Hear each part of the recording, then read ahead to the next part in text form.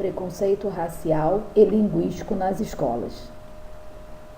Na escola onde leciono como professora eventual, sempre que tenho a oportunidade, levo esse assunto como transversalidade para a sala de aula. Inicio meu diálogo questionando os alunos sobre a origem da vida humana, ou seja, onde tudo começou. E muitas das vezes eles não sabem me responder.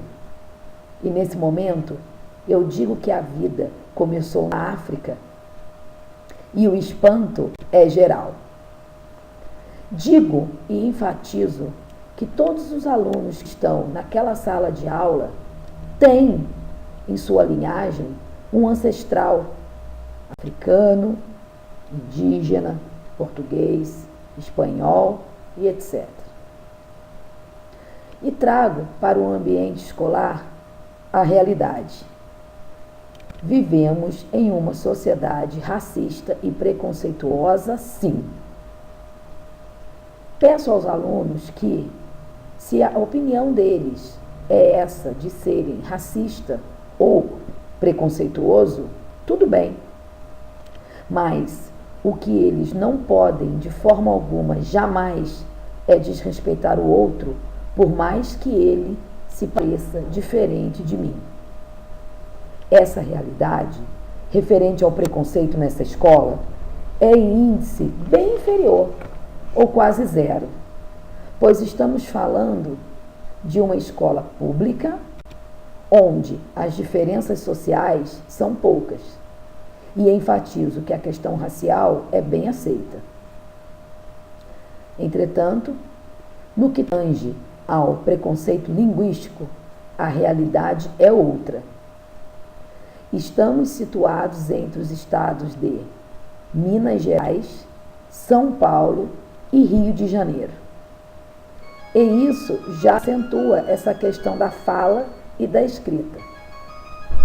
A explanação sobre preconceito linguístico é pouco problematizada em sala de aula, pois existe em nossa cultura a questão do falar correto ou do falar errado. Isso é retrato da teoria positivista que afirma a existência de uma cultura inferior ou superior, tudo relacionado ao letramento, ao fato da aquisição da cultura através dos bancos acadêmicos pela elite. Nos dias atuais, eu mesma sofri e sofro com o preconceito linguístico. Como vocês podem perceber, o meu sotaque é do Rio de Janeiro.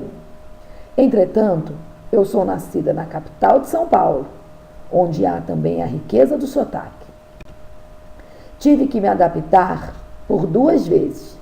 Quando saí de São Paulo, fui para o Rio de Janeiro, e quando saí do Rio de Janeiro e fixei moradia no interior de São Paulo, mais precisamente no eixo Rio, São Paulo e Minas. No dia a dia, as pessoas, os alunos, acham que eu falo diferente e que, em alguns casos, já fui até rotulada de metida. Essas atitudes apenas comprovam o quanto o preconceito linguístico é presente em nossa sociedade. Sabemos que não existe o falar correto ou o falar errado. Existe sim um falar formal, ensinado gramaticalmente nas escolas e nas academias de letras. O fim do preconceito linguístico também está baseado no respeito sobre quem fala mortandela, problema, onde há o deboche apenas, e não uma discussão para a solução dessa questão. Respeitar os diferentes dialetos é função de todos nós. Entretanto, cabe ao professor de letras esclarecer a utilização dessa gramática como algo norteador ao futuro do educando, seja na fala, como por exemplo em uma entrevista de emprego, ou seja na escrita, na confecção de um currículo para colocação no mercado de trabalho. O conhecimento cabe dentro de cada contexto, seja ele rural ou urbano. Obrigada, boa noite.